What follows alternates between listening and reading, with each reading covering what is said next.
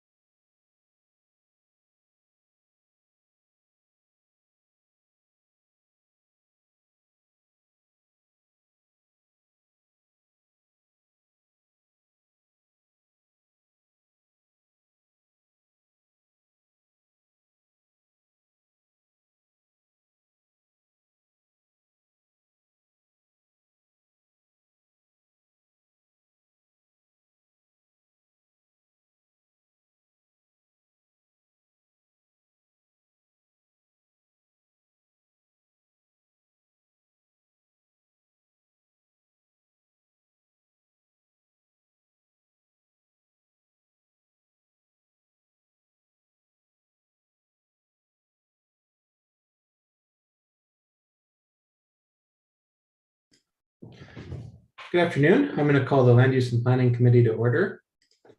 Bear with me. I just lost our agenda.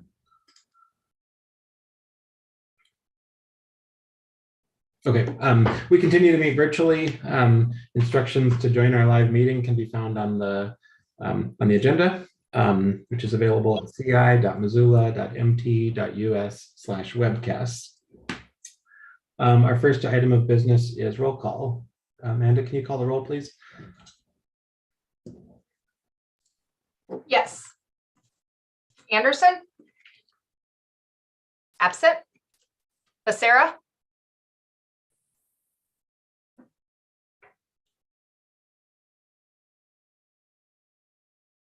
I see her in the attendees, but I'll come back. Present. Oh, good. Okay, perfect. Carlino? Present. Contos? Absent?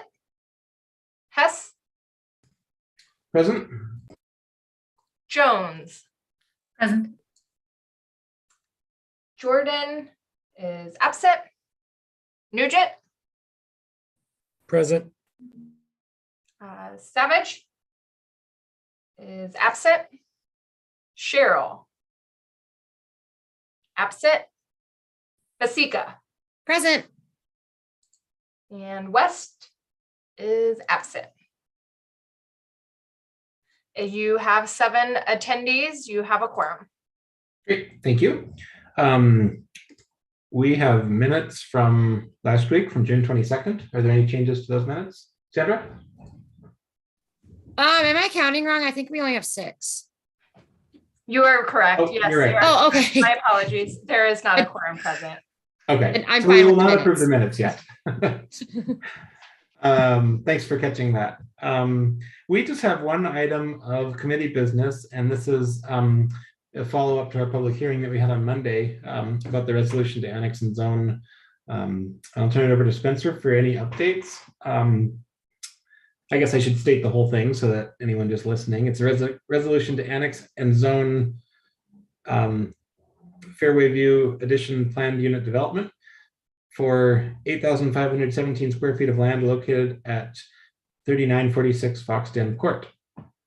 Spencer, anything on your end? No updates. Is there any information that City Council or this committee would like to go over? Anything from committee members? Gwen? Yeah, I just had kind of a question. I just needed a little bit of background information, a little bit more. Was this self-initiated by the applicant, or what's the background on this? So the originally the applicant applied for boundary line relocation with the subdivision exemption provisions within state code. However, since the boundary line relocation was occurring across jurisdictions and between two parcels that were zoned differently, a rezoning annexation was required as part of that process.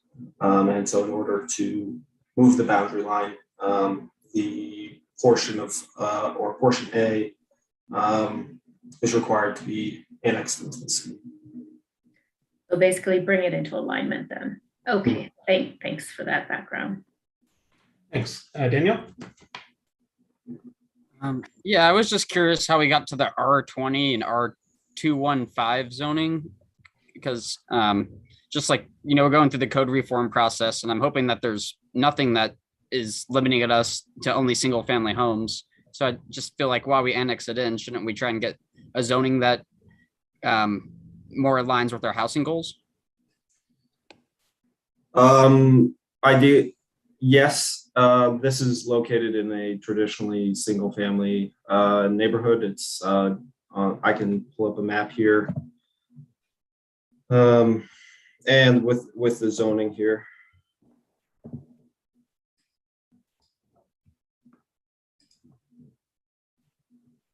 So there are two.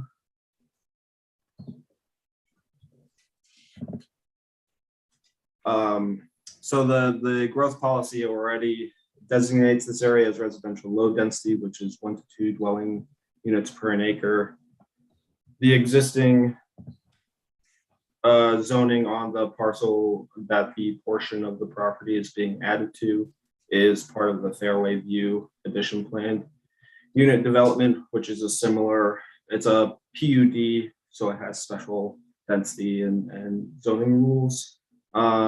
So we are proposing that this be zoned similarly to the Fairway View or zoned Fairway View PUD. So this area is already designated within the growth policy as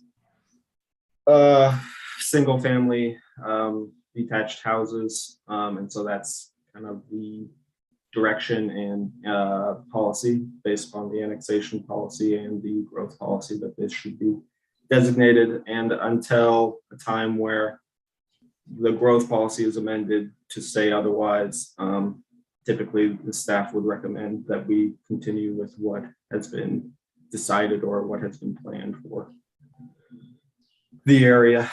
So without knowing, without doing analysis or knowing what the impact of rezoning a small parcel slightly below an acre to something that may support more units, it's our typical recommendation to go with what's currently existing adjacent to, adjacent to the portions being annexed. Thanks, Daniel. Thanks. That makes sense. Is there going to be opportunity to change the zoning of Fairview and this new parcel that we're annexing in right now, that we're talking about annexing in during the code reform process? Like if we annex this in now and zone it now, are we still okay to change the zoning of this during the code reform? Hypothetically, I can't speak with any certainty about this particular area, but code reform and growth policy changes could bring an opportunity to look at density, particularly in this area, and if it would be appropriate and within city goals to change the zoning. But it's kind of outside the scope of the project in front of us, and I can't necessarily speak to the intentions or the plans of that without them being produced currently. Thanks. Could I have one more follow-up? Is that okay? Go ahead. Yeah, I guess I just really would like to see where we aren't restricting things to only single family homes. And I guess this doesn't really apply to just today. But is it correct to say, I'm not trying to ask all the questions to you, Spencer, per se, but just whoever can answer them. But is it correct to say that we'd have to change the growth policy to make it to where we don't have limited to only single family homes? Or would it be okay to make these at least allow for single family or duplexes? And would that still fit with the growth policy? Again, I'm not sure I'm the most appropriate person to answer this question, but my understanding is that the growth policy has those related zonings, zoning districts based upon the land use designation. And those related districts are what we lean on most heavily when, or similar districts, most heavily when rezone applications are brought to our office. There are provisions, and not necessarily provisions, but discussion around what it can look like to not utilize those current relatable zonings. But in this particular case, with this being residential low density, I think we would have a harder time justifying it or laying out a argument that fits with our growth policy to zone this to be something kind of outside of the declared plans for this area. And I do want to state that the inclusion of this parcel, the small parcel in green, is 0.2 acres in size. I'll add that part of the scope of work for the code reform update is assisting with our growth policy update, and that would include updating the future land use map within the growth policy. So that could change, specific land use designations in the future land use map, and that's kind of what our zoning has to correlate to. So it certainly, I think certainly, like looking citywide at the future land use map, and then potentially zoning to match the future land use map, I think is all on the table for what's possible. Does that help? Okay. So then I have Mirta next, and then Heidi. Oh, and I'll note for the record that that Heidi West, John Contost, and Kristen Jordan have joined us, so we do have a quorum now. Mirta? Thanks. I think Daniel brought up a good point, and I just wanted to know, Spencer, I think I know this, but I just want to be,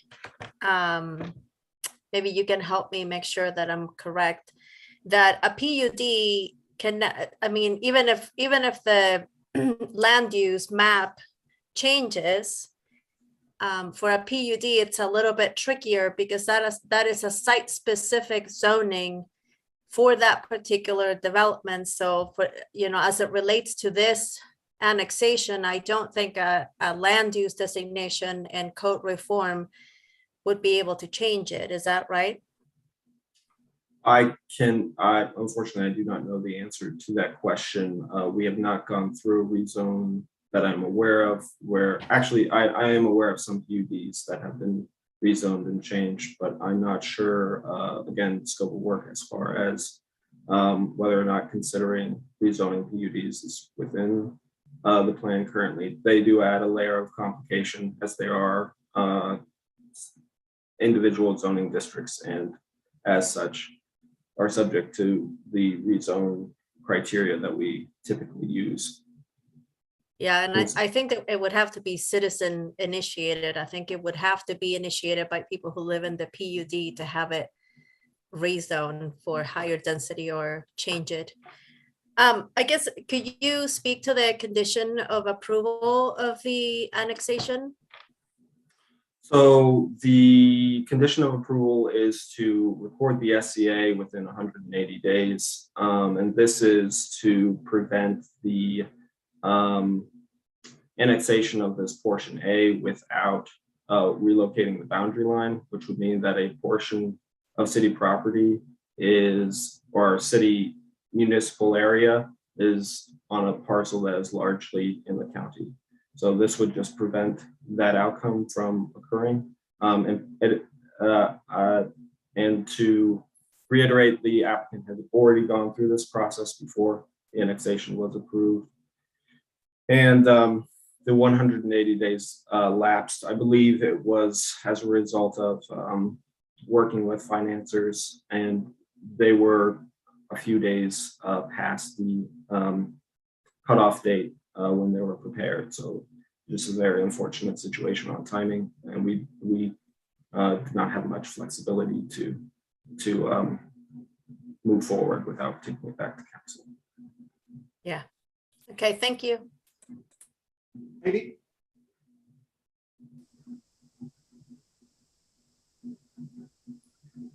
Sorry, I accidentally lost my window. I was wondering, do you have an image that has this a little bit more zoned out, or not zoned out, zoomed out? Thank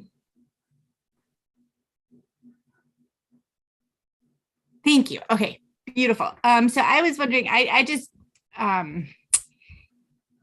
I think attached to the growth policy, there's, I think it's called our Missoula, maybe it's called development guide, that has, I guess that describes what areas of town are currently have or are appropriate for higher density. I was wondering if this area was specifically called out as being able to accommodate higher density.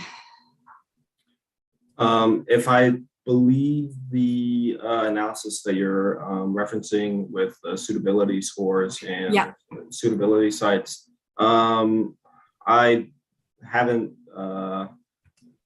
when putting together this report, that was not something that was related to the current criteria. Specifically, we look at the growth policy as far as plans, and then as well as the current county zoning, and it's with annexations, typically we try and match the zoning that's currently there, because that's how the annexation state or MCA outlines it. It's supposed to be kind of similar to what's surrounding it. If my memory serves correct, though, I believe to the north of this site, there are, along Brook Street, there are some highlighted areas that may be more suitable for higher density, but don't quote me on that, I guess. Thank you. Okay, thanks. I don't see any additional hands raised, and there are no members of the public here. Would anyone like to ask any additional questions? Seeing none, this will be back for final consideration on July 11th, correct, Spencer? Yes. Okay, great. So we can dispense with this item and we can go back and approve our minutes now that we have a quorum. So are there any changes to the minutes from June 22nd? Seeing none, those will be approved, and